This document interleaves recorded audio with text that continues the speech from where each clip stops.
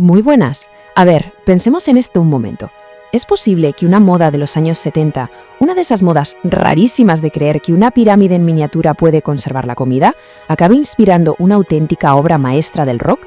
Pues la respuesta es sí, y esa es la increíble historia que vamos a desgranar hoy, la que se esconde detrás del álbum Pyramid de The Alan Parsons Project. Pero ojo, antes de meternos de lleno, es de justicia dar un agradecimiento enorme al blog La Playlist del Yello, porque en serio, toda esta historia, todo lo que vamos a contar, sale de un artículo suyo que es una maravilla, un trabajo espectacular que nos permite descubrir estas joyas. Vamos a situarnos, a ver, estamos en los años 70 y la pregunta es, ¿de verdad poner una pirámide chiquitita encima del cartón de leche va a hacer que no se ponga mala? Hoy en día suena a locura, ¿verdad? Bueno, pues en aquella época muchísima gente estaba convencida de que sí, y de ahí, de esa idea tan peculiar, arranca todo. Fue la fiebre del poder piramidal. Ni más ni menos. Un fenómeno cultural en toda regla que se coló en las casas gracias a un libro que, bueno, era una mezcla curiosa de esoterismo y paranoia de la Guerra Fría. La gente se puso a colocar pirámides de metal sobre la comida, sobre la leche y hasta sobre las cuchillas de afeitar para que duraran más. Los años 70, una década para enmarcar. Y claro, en medio de toda esta obsesión colectiva aparecen dos genios, Alan Parsons y su socio, Eric Woolfson, y ven la oportunidad perfecta. Pero no para ponerse a vender pirámides, sino para hacer lo que mejor se les daba, música. Dijeron, vamos a tomarnos esto con un poco de humor y a crear un álbum conceptual. Y lo más gracioso es que el disco casi va sobre brujería, lo contó el propio Parsons. La idea inicial era esa, pero luego pensaron, oye, esto del poder de las pirámides es como una brujería moderna, pero un poco tonta, ¿no? Y se lanzaron a la piscina. Esto ya nos da una buena pista del tono cínico y divertido que buscaban. Aquí está la clave del álbum, lo que lo hace tan bueno. Juega a dos bandas, algo muy del rock progresivo. Por un lado, tenemos la sátira pura y dura en canciones como Pyramania, que básicamente se ríe de la gente que busca soluciones mágicas. Y por el otro, de repente, te encuentras con temazos como What Goes Up, que te plantean preguntas súper profundas sobre el sentido de la vida.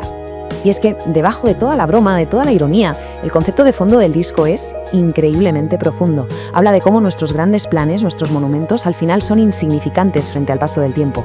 Una reflexión brutal sobre lo frágiles que somos. Y para ver esa sátira solo hay que escuchar la letra de Pyramania. Es que no tiene desperdicio. El narrador está completamente obsesionado. Dice que tiene pirámides en la cabeza, debajo de la cama, que se pone pijamas con estampados de pirámides y que dobla los billetes para darles forma de pirámide y tener suerte. Es una parodia perfecta de esa credulidad extrema. Y en el otro extremo, ¡boom! Pasamos de los pijamas de pirámides a esta frase de What Goes Up. Es el corazón filosófico del álbum. Contrapone esa obsesión un poco tonta de Pyramania con la gran pregunta: si nada dura para siempre, ¿qué sentido tiene todo el esfuerzo? Poesía pura y dura. Todo esto nos lleva a la pregunta clave: ¿quién es la mente maestra detrás del proyecto?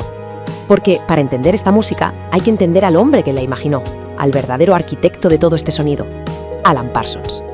Y aquí hay que dejar algo muy claro: The Alan Parsons Project no era una banda al uso.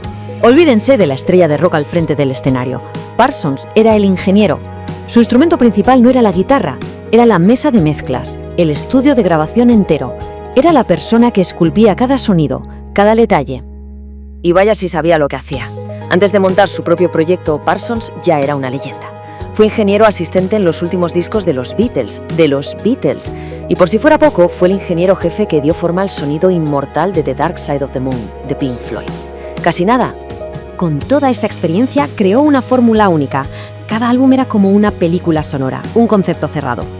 Usaba el estudio como un laboratorio, siempre experimentando. Y en lugar de tener un solo cantante, elegía la voz perfecta para cada canción, como un director de cine elige a sus actores. El resultado era un sonido pulcro, atmosférico y grandioso. Y claro, este enfoque tan particular no solo dio lugar a discos increíbles, sino que dejó una marca profundísima en la música, una huella que llega hasta nuestros días. Aunque siempre se le asocia al rock progresivo, su forma de mezclar sintetizadores, orquestas y melodías perfectas abrió el camino para muchísimos otros géneros. Su obsesión por la calidad del sonido, por la perfección, básicamente estableció un nuevo estándar de cómo debía sonar un disco. Y esta lista lo deja clarísimo. Es que es alucinante ver la variedad, desde los reyes de la electrónica francesa como Daft Punk y Air, hasta una megaestrella actual como The Weeknd o el genio del rock progresivo moderno Steven Wilson. La huella de Parsons está por todas partes. Su forma de crear atmósferas es una lección para cualquiera. Y lo más fascinante de todo es que a él nunca le interesó la fama. Como dice en esta cita, él y Eric Woolfson preferían el anonimato, querían ser los genios detrás del telón, que la música hablara por sí misma. Lo de ser estrellas de rock no iba con ellos, lo suyo era crear arte. Esto nos deja con una pregunta en el aire para terminar. La historia de Alan Parsons nos hace pensar en el poder de esas figuras que no están bajo los focos. ¿Será que el ingeniero, el arquitecto del sonido, es el verdadero artista oculto detrás de la música que nos apasiona? Y con esa reflexión lo dejamos. Una vez más, y que no se olvide, muchísimas gracias al blog La Playlist del Yello por destapar esta historia tan fascinante. Si se han quedado con ganas de más, de verdad, no duden en visitarlos porque tienen auténticas joyas. ¡Hasta la próxima!